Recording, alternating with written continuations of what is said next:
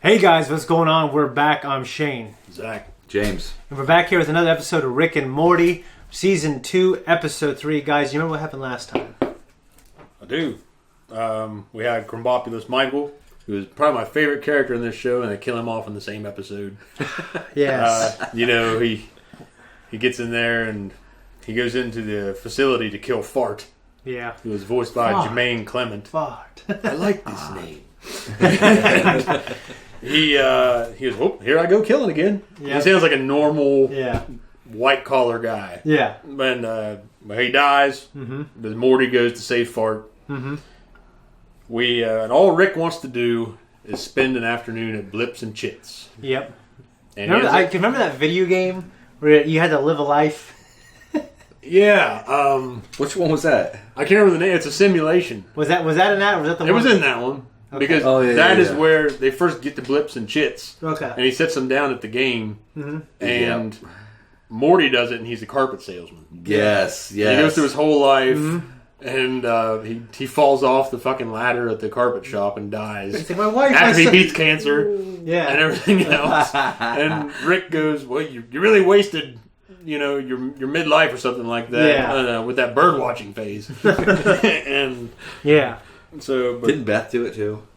No, they weren't there. It was just Rick. And when Rick did it, he was going off the grid, and all these people started coming up and watching. Mm-hmm. Like, look, they're taking him off the grid. Yes, he's burning his Social Security card. That was pretty good. I want to say it was called Roy, but I don't think that's right. Okay. And then at the end, Rick had a funny ass fart joke. Yeah, I don't remember exactly how it goes, but Fart is, he's not a carbon-based life form. Yeah. And he reveals to Morty in the episode that he's going back to his dimension through the wormhole, which looks like a big fucking pussy. Yeah. And he's going to go back over there and get his buddies, and they're going to come back and wipe out all carbon-based life in that dimension or that universe. So Morty kills Fart. Yep. And he goes back, and Rick doesn't know that he killed him. He's like, I'm really glad that you went back and you wanted to save him and everything. He goes, but I got good news. He's like, I found another wormhole, and there's millions of these guys. There's millions of these farts or something like something to that effect. He goes, and they got a message, and he bends over and farts. Because the whole time when they first named him Fart, he was ripping all these fart jokes on him. And they're on Gearhead. They go to his planet, and they're trying to hide out there with Fart. Yeah. Gearhead betrays. And they rip off... For some reason, I forgot about that. He takes him apart, he rips his fucking testicles off. Oh, he's with it in his mouth. They start vomiting. And the cop sees him and like, are those... Oh my God. That was... I love that part. That was my favorite part of that episode for sure. I mean, just love the show. It's just... And I really look forward because there's a lot of episodes I haven't seen, and I know the show runners have signed a deal for many more seasons, so we got a lot coming. Hell yeah. Other than that, let's go and start Season 2, Episode 3. Let's get started. Start now. Oh, always check out distress beacons. 9 out of 10 times it's a ship full of dead aliens and a bunch of free shit. 9 out of 10 times it's a deadly Oh, hey, you're alive. Thank God. Can you help us? Our planet was taken over by some kind... They're part of... it. Those two ding-dongs seem pretty calm about the whole thing. Oh my god. Hello, Rick. Long time no see. Unity? Grandpa? Rick? Oh boy, these are my grandkids, Summer and Morty. We sort of used to, date. Oh my god, you see that one vomiting the other two out? Oh. Fuck yeah, that's how they spread. You're a whole planet now, huh? After we broke up, I spent some time wandering through space. You mean stealing people's bodies? Why don't you two kids go run off and play with Unity while Unity and I do some catching up? Oh, wait, Rick! Aren't these people gonna barf into our mouths and absorb us? You're guests here on my planet. I'd still be fucking freaked out, wouldn't you? Oh, hell yeah, I'd be shit my pants. Trying to find our weed whacker. Our weeds are whack, yo. But you can't go in the garage when Rick's not here. I can? Well, he doesn't... What's he gonna do? Crash rent-free at his other family's house? What is that? That's kind of funny. He's playing you, shorty. Oh, stop it, that stupid hip-hop dialect. Stop shifting the crosshairs to my ironic urban patois just because your relationship with your father is toe up from the flow up. What the hell? Your father put a hatch in my garage. You don't know it was him? Oh, that's pretty sexy. Hey, listen, where can we get a drink around here? Recreational substances were phased out here. There's no need for escape from the South. Ain't no good. Maybe I just missed being with a collective.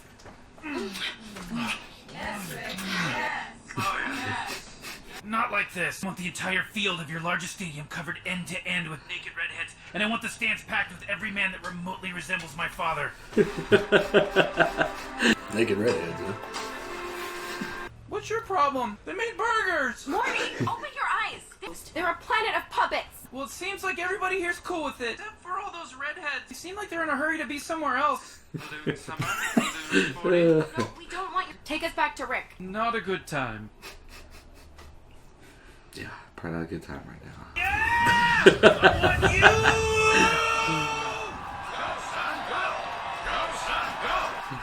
Go, son, go. Oh my god. Oh my god. It was so bad. What's this was stuff? I just need to hydrate, and then we're doing that again. Like the Borgs. Unity? I can do whatever you do and more, baby. They walk away in shame. Real nice. Nice. Summer! Wake up! You have to have some individuality left in there! This man was a registered sex offender. Yeah? Well, so what? At least he was himself. Oh man, remember to let go sometime. What's this? Whoa! Whoa! That's not what I meant! I evacuated the town, look. Hey! Right here! Fly! He sprint the fuck out. I'm a member of this planet's top race! Okay, that's good. I'll be damned if that ripple nipple bitch's race is Rip on superior. your... The cold nipple people will rule this world! Shut your mouth, you dirty knife nipple bastard! You target chest piece of shit! Why are you fighting? Oh, Summer. First race war, huh? What race are you guys? We're neither! Hey, these two freaks have no race!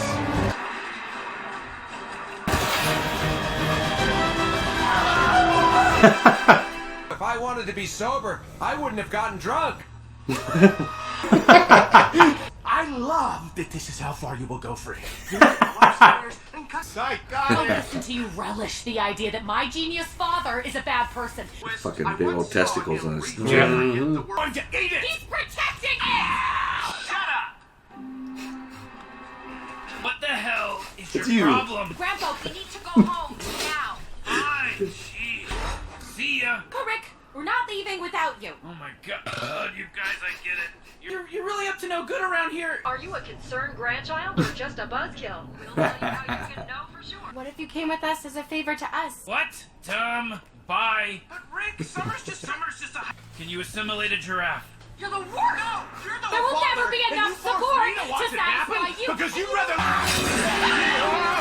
I am also carrying a highly infectious disease that I suppose you could call space AIDS, as you put it.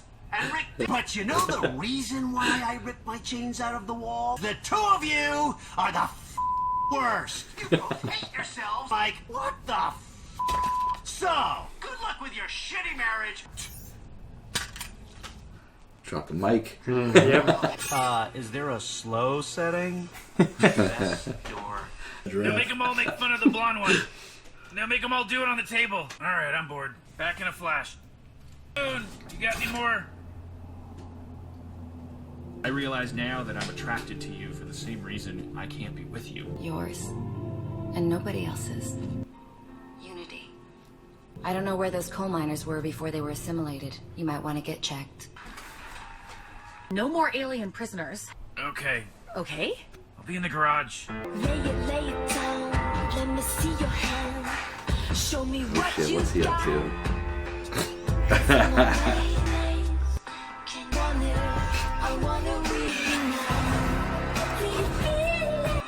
Oh shit.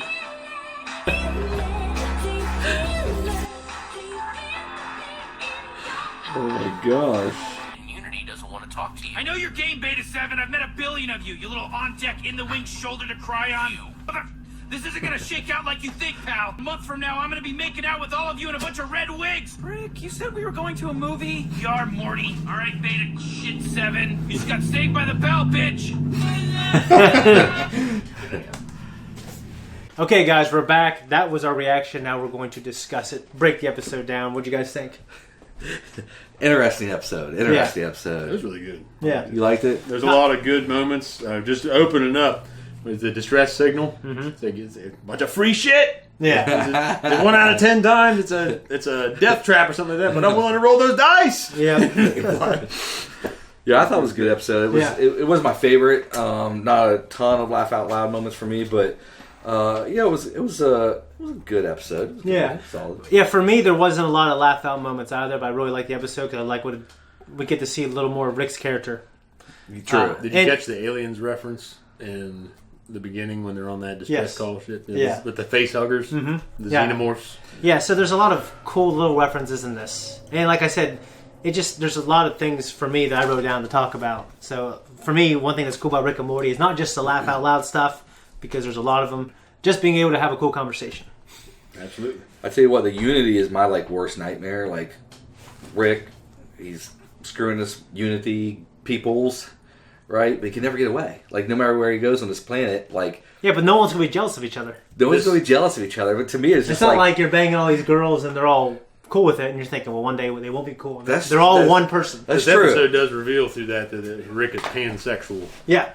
He ain't got no sexual preference per se. He fucks men, women, the giraffe. Yeah. So that's bestiality. What's one of those all together though? It's pansexuality. Okay, pansexuality. Well, it's interesting because that in itself there's a lot to talk about. Like the idea of when King Solomon, he had anything and everything he ever wanted, and you get to a point where, depending if they're not very grounded, they can fall into nihilism. You know what I mean? Well, you can tell he stops in the middle of that show that Unity made for him. Yeah. Got on board. Yeah. Right. So, I get what you're saying. When you have everything you want, there's no happiness in it. Exactly. Everything. You lose the joy of it. Right. Yeah. So he's just banging anything and everything, and it's kind of he's destructive. Crotchless Uncle Sam costume on the glider with the stadium full of naked redheads and men that look like his father. Go, son, go! Go, son, go! Yes. That's a great point. That's probably why a lot of celebrities that we see that we think, they have everything they would ever want. They have life by the balls. They have every beautiful woman or man that they'd ever want. Mm-hmm.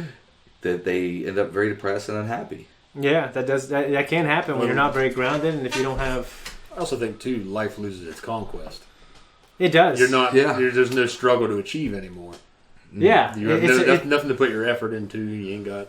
A great man and warriors of virtue. What do you there's a cook who's talking to Ryan. I don't know if you remember. I don't remember that part, but okay. And he's talking about a butterfly in a cocoon and ripping it open while it's struggling to break free, and then he dies afterwards. It's because it's the struggle to break free. It's the struggle in life that gives us the strength to fly. You know what I mean? Well spoken. Yeah, and then a fucking warriors of virtue. I'm telling you. Temple ruins. Temple ruins. Mud lap. I wrote down a lot of the lines. There were a lot of good one-liners that were all over this place in this episode. When those weeds are whack, yo. Yeah. And I love when Jay was doing gangster talk. It was funny. Oh, it was and when him and Beth were fighting, she said, "God damn it, stop!" Yeah. And actually, Summer had a good line. "You grandpa stealing slut." Yeah. And when the fucking nipple people. Oh, that was started great. getting into it. That was great. Like, I'm not a you ripple nipple bitch. Yeah, and then cone nipple motherfucker. Yeah, he goes, "You target chest piece of shit." Yeah, that was great. Good. Yeah, and Unity's line: "If I wanted to be sober, I wouldn't have gotten drunk." Yeah, that's a great line, isn't it? I'm going to use that. Zakk can relate to that. Not for a few months. Nah, ain't till November. Yep, that's right. Let's count. It's moving fast. You're coming up on November quicker than you would think, right? It's moving fast. Years go by quick, and this is the first year I wanted to fucking just get through it. Yeah. I tell you what, my favorite part of the entire episode was when Unity bombed that town, and Rick. The look of Rick's face initially was he was like fucking confused. Yeah. But I don't know if it was, my grandkids are alive, right? Yeah. He was like mortified, but there was like part of like. I think a little bit of excitement too, but then he thought about the grandkids, you know. But then of course, that passed on. My drink is empty. What's funny is all the Unity inhabitants of the town. Well, we're over here, and they all. And it makes sense that they would all be yelling in Unity. At the, you know what I mean? Right. Well, yeah, you notice at the end of the episode when he's reading the notes everywhere. The notes everywhere. Yeah, because there's. What's interesting, this made me think of this almost goes against it when you see it from Summer and Morty's point of view, but the dangers of collectivism. Mm. Yeah, I mean, like when you have that big collectivist mindset, and you know you're either your race, you're either your religion, and that's defines you. You know what I mean? Well, your identity is in the group. Yeah, your identity is in the wolf pack, like an ideologue almost. Yeah. You know what I mean? So, like, in just some of the dangers that we saw with, with the Soviet Union and China and things like that as well. Nazi Germany. Yeah, just, all the examples of when it's taken far. Where does it stop? Yeah. Is the problem. The problem ain't so much that you guys are working towards a common goal, but it just seems like in human history, the ball never stops rolling. Yeah. It keeps going. Yeah, there's no good examples of it working. And the pushers are the ones that end up at the top. Mm-hmm. And then the pushers keep on fucking pushing. Yeah. And then that comes at your expense because you're the one getting rolled over. Well, I think we're seeing some of that collectivism today, moving in that direction at least. You know what I mean? People are becoming very tribal again. Yeah. You know what I mean? Problem with the... Which is weird because... No, that's fine. I don't want to dive too deep into it, obviously, but you're just seeing it. You're just seeing that change in our culture where people are isolating themselves within their group, which is causing more dissension between all of us. You know I think they call. You might be talking about provincialism, which you have to a degree anyway. Yeah. But what reminds me of a quote from Metal Gear Solid, which might be a quote from something else, but it's talking about Russia in the 20th century. Yeah. And they say, it's a struggle between freedom and order. Yeah. Yeah, so it's hard to. Yeah. Yeah. There's a balance. The problem is too. People want to put a name on it, and then we'll put it on paper. And they want to list all the attributes to it. And they want to define everything, and they want to keep micromanaging all that shit, which in reality, it's like Alan Moore said, the world is rudderless. You ain't going to have one happy family and one big Garden of Eden. Yeah. It's not going to be a paradise. It ain't going to be. It's just how it is. We're just designed to be clusterfucks, basically. Well, the other thing, again, Alan Moore, I mean, he had a good point when Watchmen, when Ozymandias fucking bombs New York with that alien blob. Yeah. And it unites humanity because what the whole idea or underlying issue is that Russia and the United States are about to nuke one another. Yeah. Right. The Doomsday Clock. Yeah. And once this alien shows up, everyone stops pointing guns at each other and starts pointing them at the sky. Yes. So to speak. So and it reminds me of that painting in Batman vs. Superman that Luthor has hanging in his mansion. And it's a painting of St. Michael casting out Satan and the fallen angels. Yeah. And he turns it upside down. Yeah. That was a really cool, change of perspective. Yeah, that's probably my favorite part. I do not like that movie. Yeah. But I love that part. Yeah, no, I hear you. That was really cool. Well, Common Enemy has a way of bringing people together. We saw that on 9/11. When, before that, the country was kind of divided. I mean, not as divided as today, I would say. But when 9/11 happened, there was an unbelievable amount of unity. It was like the country forgot about any differences or anything for a while. And, because we had a common enemy, right? But the issue with that, ultimately, is how great is the cost? Right. Yeah. Because that cost so many lives in the World Tower, the Trade Tower. Yes. And the World Trade Center. Those going for there. And then even in Watchmen, the millions of people that were killed in New York when that shit happened in the book. That's why a lot of people think it was an inside job. Right. Yeah. Yeah. Well, in Watchmen it was. I know. Yeah. Yeah. Alex Jones thinks so. He does. he does think it is an inside. He sells it anyway. He sells it, yeah. So, Jamie, are you aware what a Kardashian civilization scale is? The Kardashians? No, Kardashian. No, I think it's Kardashian, actually. No, I've never heard of that.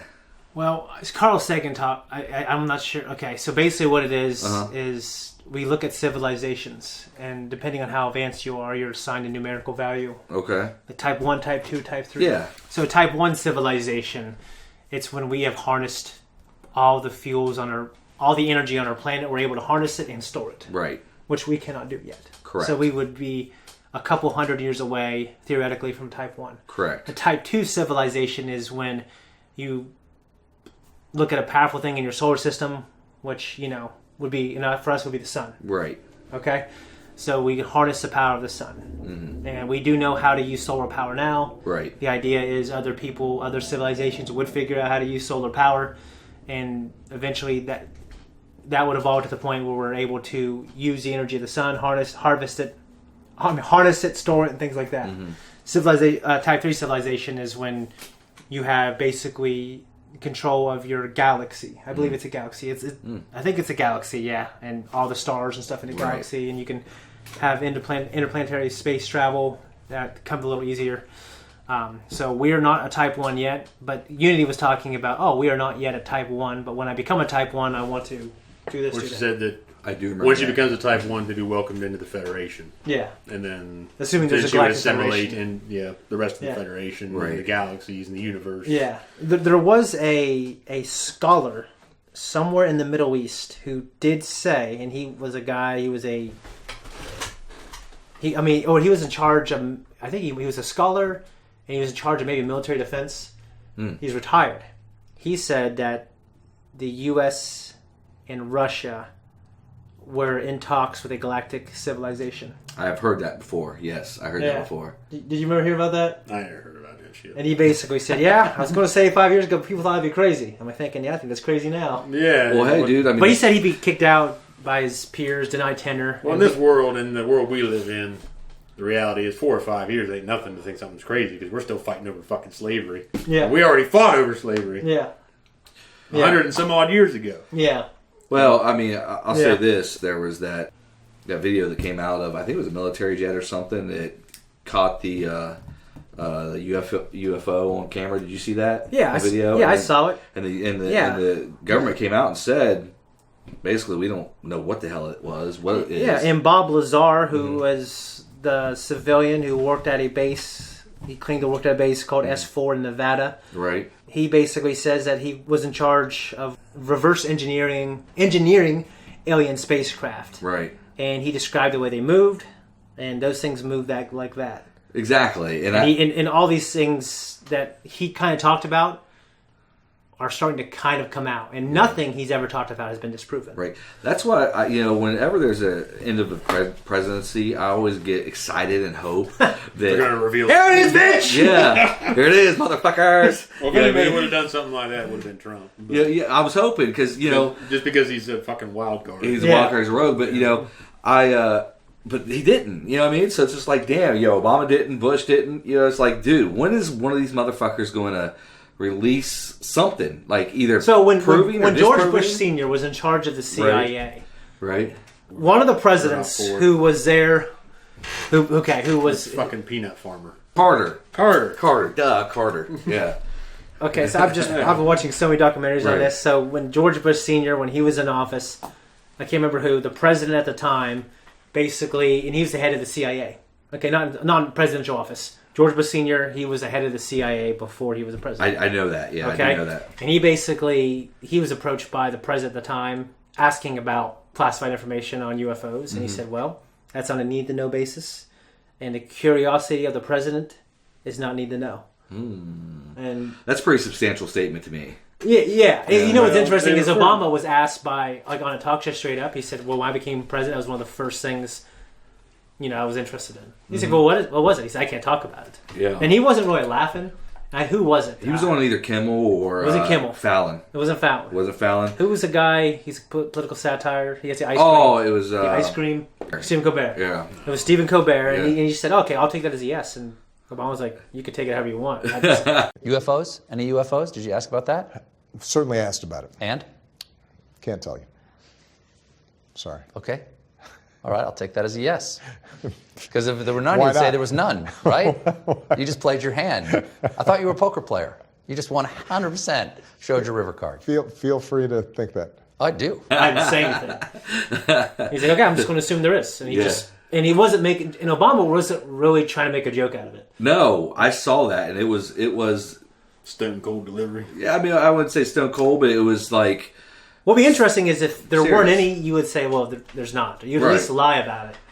Right. But he just didn't give a statement at all. Absolutely. Yeah. So, I mean... Well, they turn around anyway, if anything ever leaked. Yeah. So I think you and I, we believe there's something out there. What about you, Zakk? Do you think there's fucking aliens out there? I think it don't matter. I don't think it's fucking problems in this planet to worry about these fuckers upstairs.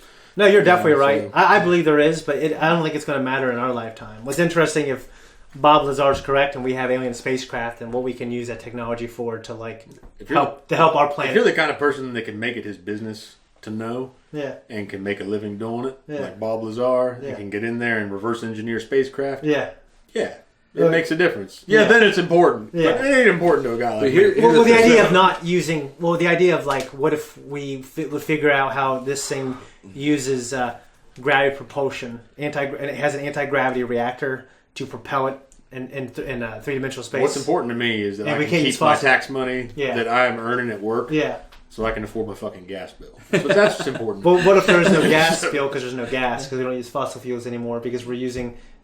They ain't going to allow that shit. They're still fighting over the fucking Middle East and all the goddamn... That's what I was saying. Like, do you think we would still fight over that, though? If that's the thing, like... Yeah, I think that people... Like, if we could the laborer deserves his wages. Yeah.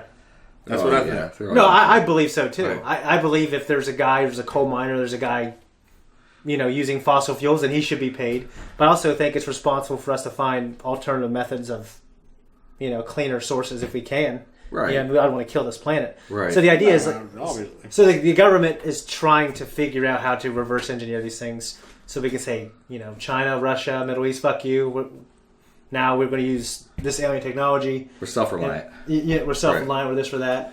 I don't know. I doubt that. I think America, if we found that kind of technology, we'd even be more in fucking people's business than our heads up their asses.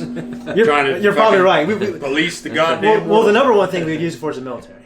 Absolutely. And then years after that, we would... Who's to say they ain't? If they already have that technology, they probably already are. There's technology our military has that we probably can't even fathom. Yeah, my dad, my dad was in the military, and we got a buddy we knew who's Special Forces. He was our youth pastor. He talked about some stuff. He's like, there's some stuff, Shane, I can never tell you. Well, jeez.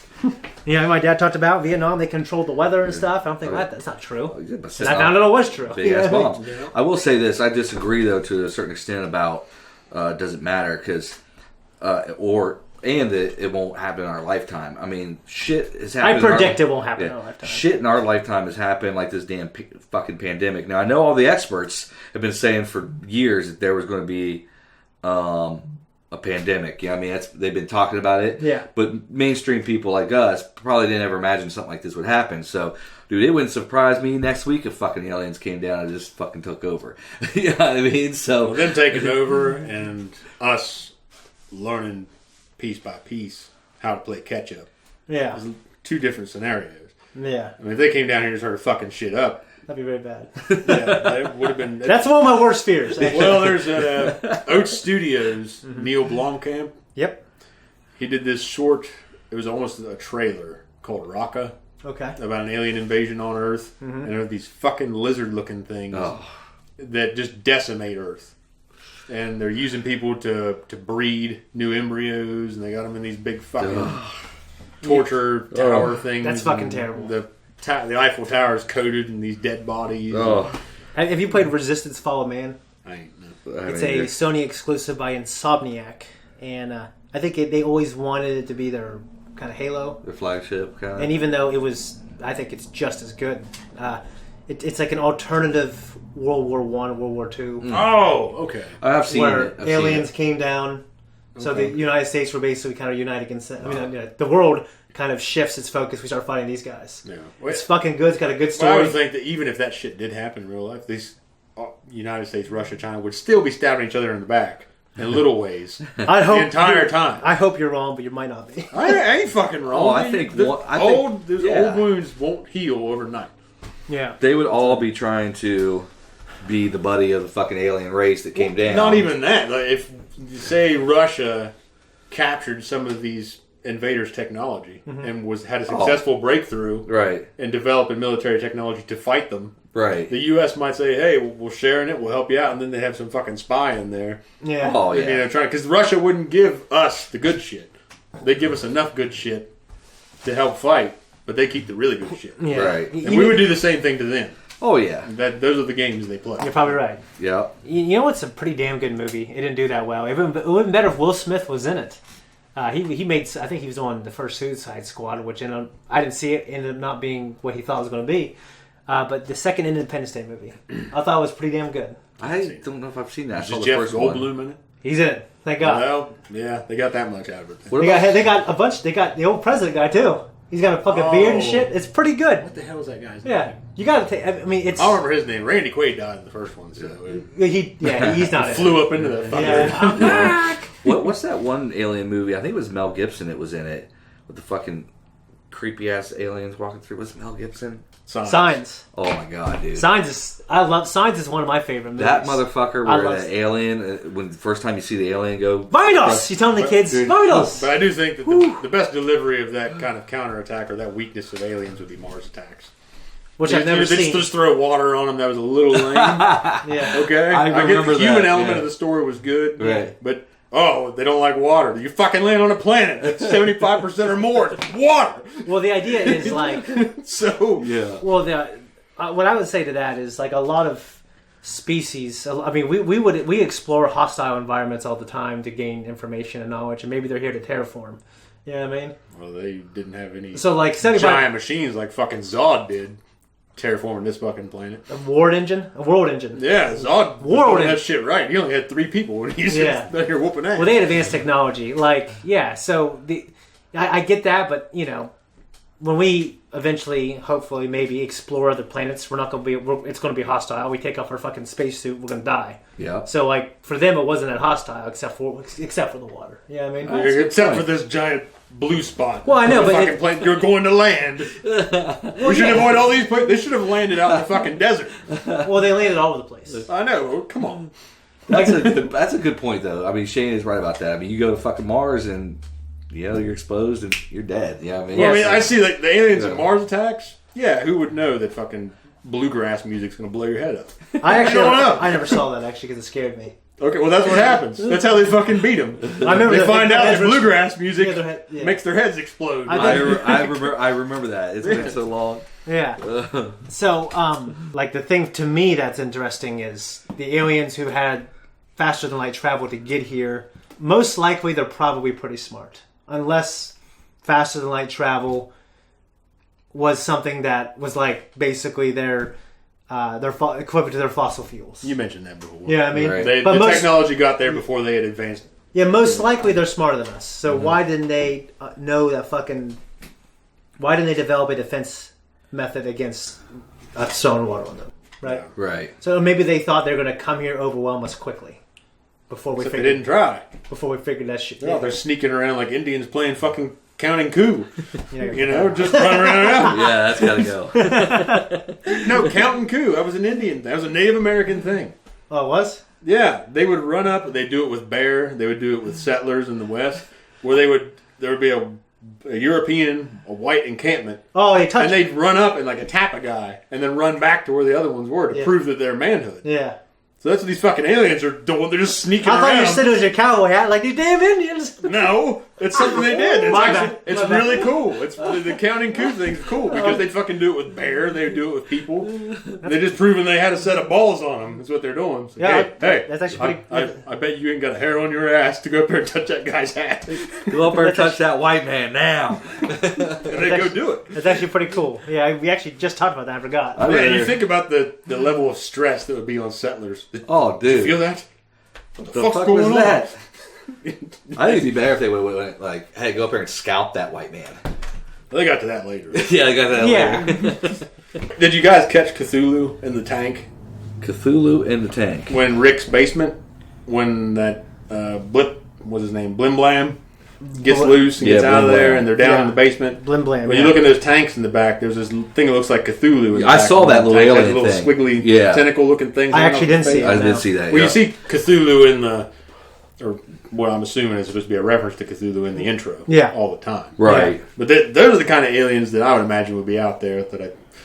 People always think that we were talking about this earlier. There's carbon-based life out there, and we'll be able to look at this and put A, B, and C together and say, well, they're a type 3 or they're a type 2. What if it's just a bunch of farts out there? Or what if there's a bunch of fucking Cthulhu ectoplasmic things that exceed our understanding of a life form? Well, the idea right now, there could be life on like the fourth dimension that, you know, the way we see ants, there's something like that out there now that might even be around us or we can't even see, and they don't even care about us because we're nothing to them. We're bacteria. Yeah. Well, it's like Father and Full Metal Alchemist Brotherhood. Do you ever stop to think about an ant when you step on it? That's what you are to me. So it's kind of the same point of reference. I mean, that's certainly possible. It's a scary thing, and that's why a lot of those stories are pretty scary. I mean, like, because we found evidence of bacteria and stuff, so the idea that there is something similar, or there was millions of years ago, like a Mars, you know, like, I'm not saying, like, because there's no evidence of non-carbon-based life form. Like, for us, that's all been our imagination. Yeah, but we only have the ability to see what we see, detect what we can detect. Yeah, so we make maybe even as advanced as we feel that we are. Yeah, maybe we ain't there yet. There could be things out there that are just beyond our comprehension. No, I believe they are. Yeah. No, I think you ain't going to pick it up. I mean, you can, and kudos to the people that do this shit for a living and that can. Yeah. But have you seen that movie? It has Matthew McConaughey and like Jodie Foster when she's younger. It's by Carl Sagan. He wrote it, and there's a movie based on it. I'll look it up right fucking now. Yeah, the movie's called Contact. Have you heard of it? I have heard. I have heard of yes. it. I don't remember. Oh, it's really fucking good, and it's about Jodie Foster plays. Maybe she might be an astronomer, scientist, low budget, scanning the skies. Okay, they're getting government research or they're getting government funds, and it's about to get cut off because they're not making any progress. They're trying to find intelligent life. Matthew McConaughey plays this priest, or he was a priest. He's like, I just can't do the whole celibacy thing. Okay. But basically, she finds a radio signal where there is a binary code, okay, like ones and zeros. Right. And basically, when we print it all out, there's instructions on how to build this massive ship. And everyone in the world's like, we don't know what it's going to do. Well, it'll fucking kill us, you know? Right. It gets into some of the things that we're all talking about, that you're talking about, life beyond our comprehension. We had a thing about hatches. You've seen a little bit of it. I don't think you've seen any of it. We got to go through it sometime, but Lost. It's all about hatches, man. Well, it's not all about hatches, but I love Clancy Brown. Yeah, you might know, if you know that far, then yeah, I love a good hatch. What's a hatch? I'm not even going to tell you what it is. Okay. What the hatch? Yeah, you say what's a hatch? Like a door? Yeah. In the ground? You don't even know the floor. Yeah. Oh, okay, that hatch. Oh, okay, yeah. In Lost, on the island, they find a hatch. Okay. And it's like... That's all I need to know. The whole argument he was just talking about believing and shit like that. Yeah. And there's the button. Now I've seen the show, and I don't need to see Lost anymore. So we had Star Trek reference with the Borgs, and they were beta 7. What's interesting is, referring to them as beta. Yeah. Like as like a weak... The weak guy. Yeah. The beta man. All right, guys. I'm not sure if I have too much else to say. I think we kind of covered it and some. Yeah. No, we got it. All right. In the bag. In the bag. All right, guys. Thank you for watching this episode. We're out. Guys, thank you so much for watching our reaction and our discussion to Rick and Morty Season 2, Episode 3. If you like us, you want to support us, just like and subscribe, hit that notification, leave comments down below. And that's pretty much it.